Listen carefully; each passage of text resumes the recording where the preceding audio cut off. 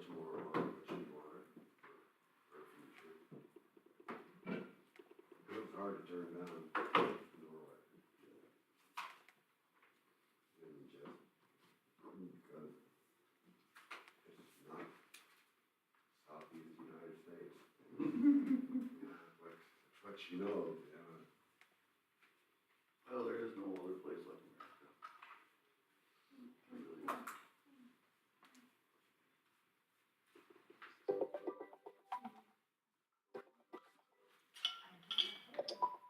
Good morning. Sorry I'm late.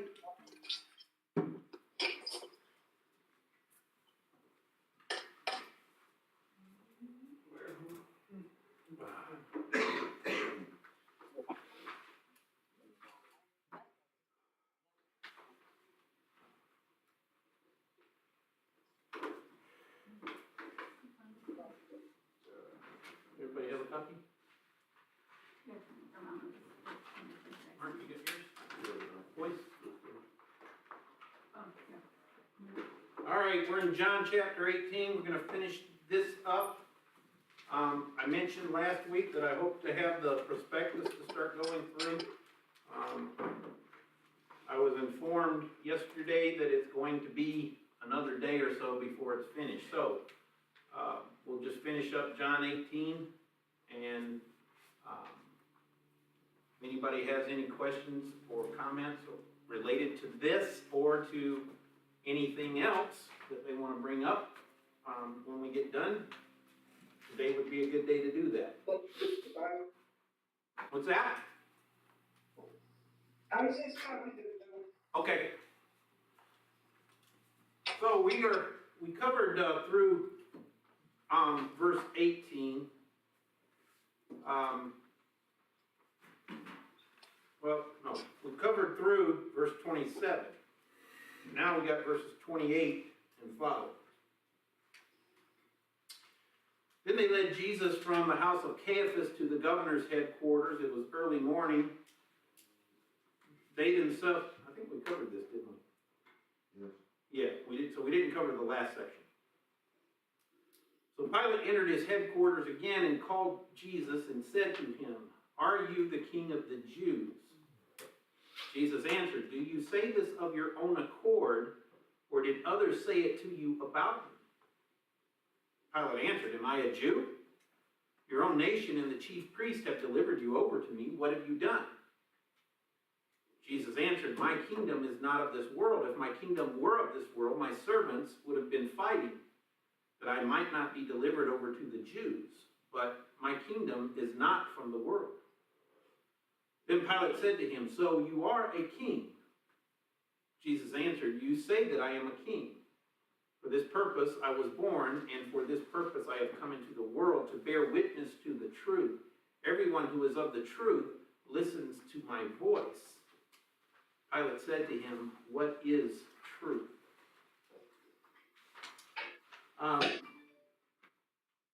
This is an extremely interesting conversation that's taking place here between Pilate and Jesus. And if you just follow the surface of it, it's a hard conversation to follow, because Pilate asked one thing and Jesus says something that it's hard to see how they connect. But Pilate obviously got it, because he responds with another statement or question. And then you're like, what is Pilate getting that I'm not? So the question is, how are we to take Pilate's initial question? Are you the king of the Jews? Well, I guess he's responding to everything he's heard. Okay, right? And I think we can assume here that by this point in the conversation, remember, each gospel only provides some of the detail of what happened here.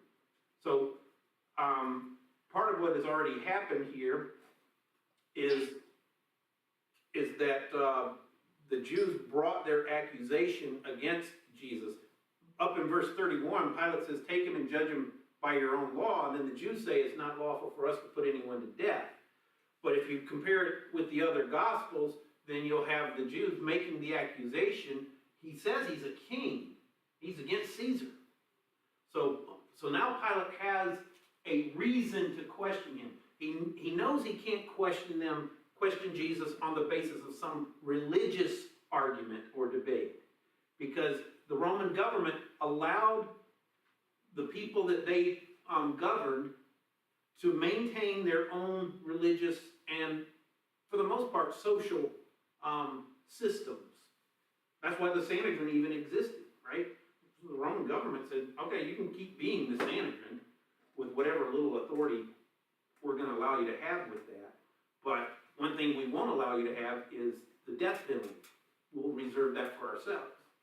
So the Jews, they want to kill Jesus, but they're in a conundrum. The reason they want to kill Jesus is because they think he's guilty of blasphemy. Well, that might be ginned up in their mind too. I think the real reason they wanted to kill Jesus is because they were afraid of losing any power that they did have.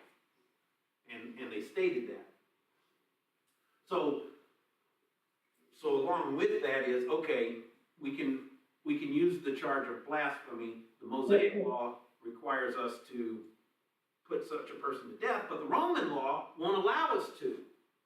So we've got to take Jesus to Pilate, but we've got to give him a reason. And the reason is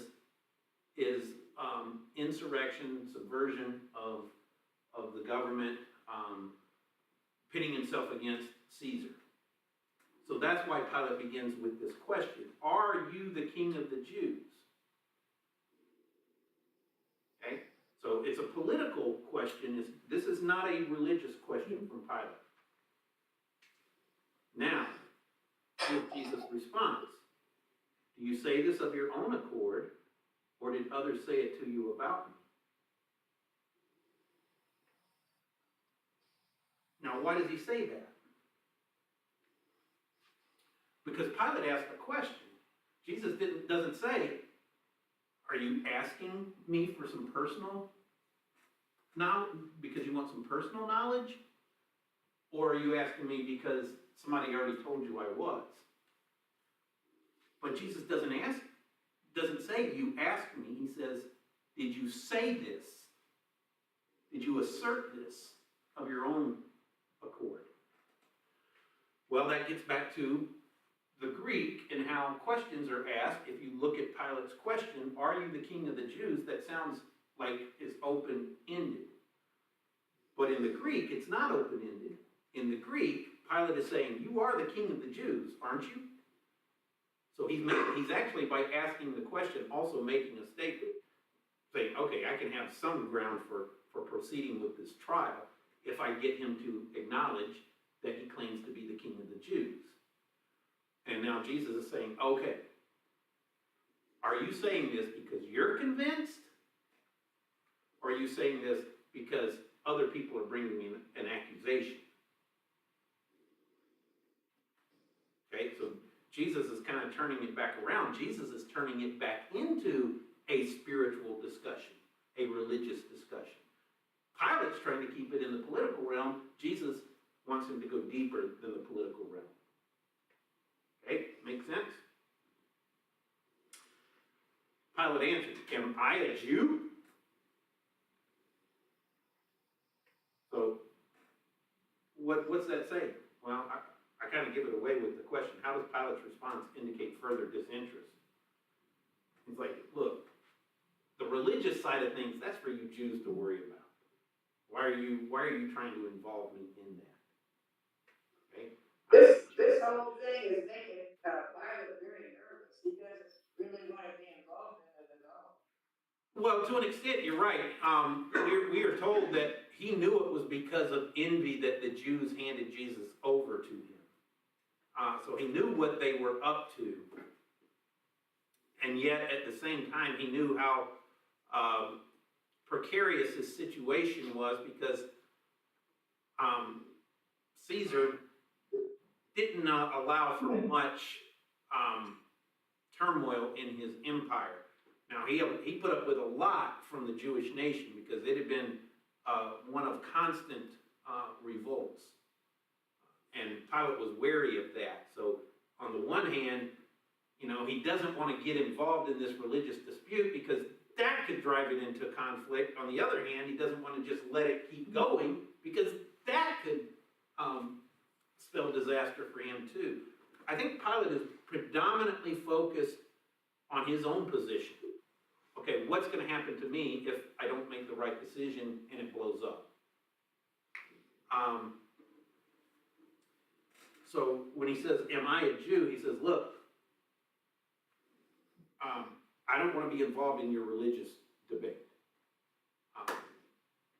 And then he emphasizes that with, your own nation and the chief priests have delivered you over to me. What have you done? Notice not what are your teachings. What have you done? You must have done something to get them riled up. For them to want you to be put to death.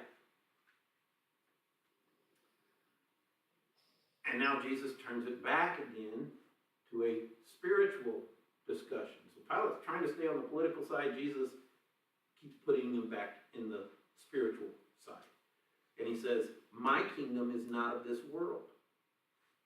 If my kingdom were of this world, my servants would have been fighting that I might not be delivered over to the Jews, but my kingdom is not from the world.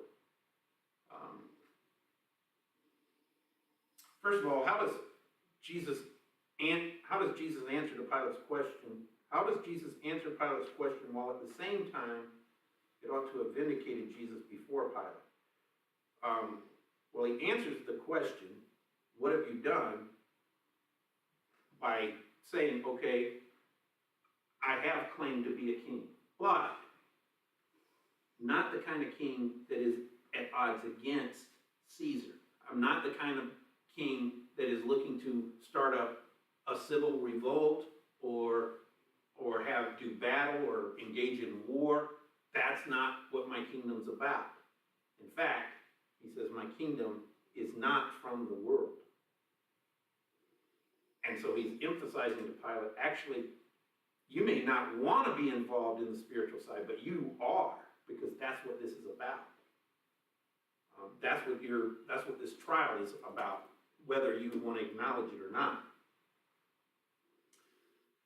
And so Pilate, again, tries to get back to, well, let me talk about my kingdom is not from the world. The Old King James has a word in there, but now my kingdom is not of this world. And that now is there in the Greek. So it should be there in the translation. Why it's not in this translation, I don't know. I think it's because the translators understood that the millennialists were wrongly using that word now to say it's not of this world right now, but one day it will be. And of course, the Greek grammar doesn't allow for that. And the translators recognize that. But you can leave the word now in there and it still makes sense according to what Jesus is saying. He's not saying, one day I will have a kingdom of this world. He's not saying that. But now my kingdom is not of this world. And the use of the word now there is more evidence. It's evidentiary.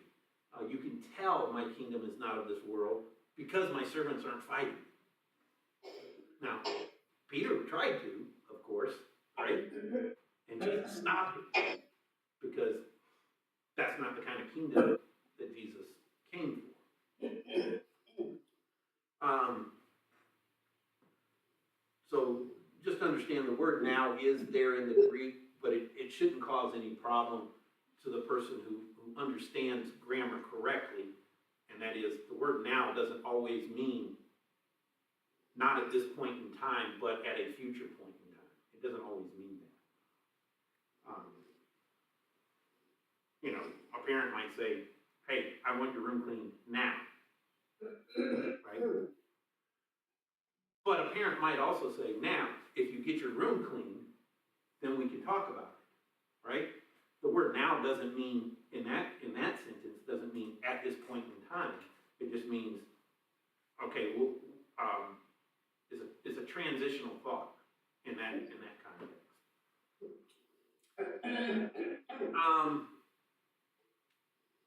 So then Pilate comes back with the question again. So you are a king. In other words, you are a king then, aren't you? So Pilate's just going right back to it. And Jesus gives the answer, you say that I am a king. Now, the Old King James here puts the word rightly in there, and it's not there in the Greek, but it is the sense of what Jesus' words are.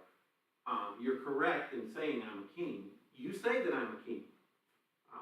And you can tell that that's the intent of that statement, because he says, for this purpose I was born, and for this purpose I have come into the world, to bear witness to the truth. So now Jesus gets much deeper into the spiritual side of it, right? Okay, yes, I am a king, as you just said, and that's why I came into the world. And then he tells them what kind of kingdom it is. It's a kingdom of truth. And I'm the one that bears witness to it. I'm the one who is speaking the truth. So again, he gets back into the spiritual side of things. What's the nature of governments? I mean, historically. They all do it. They all engage in it. Well, that's true, but there's a tool that they use even to engage in war. It's deception. It's show one thing, but actually be doing another. All governments do that in order to try and keep control over their people. I mean, it's the nature of man. I'm not saying governments alone do it, because we all do it to one degree or another, right? And governments are made up of people. By the way, that's the beauty of our Constitution, is it recognizes the corruption that is inherent in government isn't actually inherent in government, it's inherent in people. And so when you give people authority, they will use that authority for for the benefit of their corruption. I don't mean to get into the political realm of it, but just that recognition that inside of everybody is this corruption that will use deceit to its advantage. And Jesus says, that's not the kind of kingdom I have. And in a sense,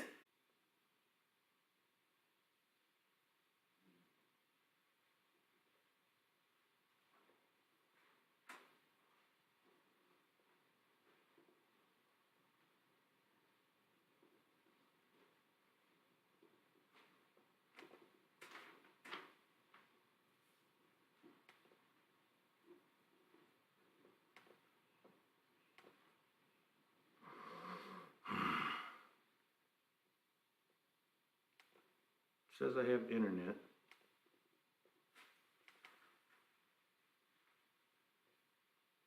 Try it again.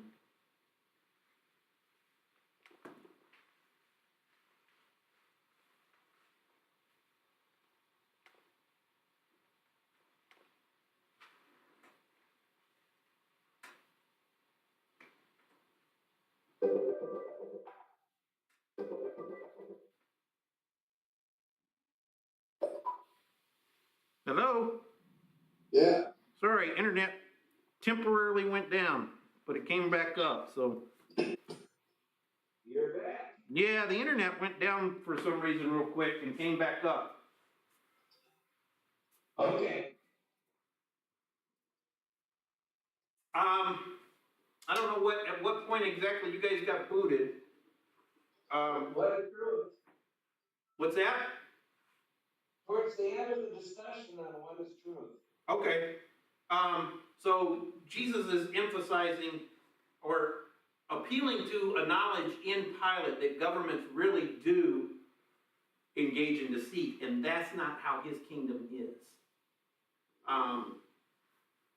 He came into the world to bear witness to the truth, and then he puts this little invitation to Pilate. It's an invitation to long for it. Everyone who is of the truth listens to my voice. So he's inviting Pilate to listen to him and learn the truth from him. Not a political truth, but a spiritual truth. To see in him the one who came into the world to save us by the truth. But then Pilate responds with his infamous words, what is truth? Now that sounds like a real simple question. And you can understand Pilate would say, okay, what's the truth, Jesus? But that's not what he's doing. What's he doing? What's he affirming here or asserting? I always think that it's kind of a mockery because truth is perception. Right. Pilate is nothing more than what we see many people today, they use my truth, right? Speak your truth to power, whatever that means, right? As though you can have a truth and I can have a truth and this person can have a truth, and they can all be conflicting, which means there's no such thing as truth if everybody's truth is equal. Truth is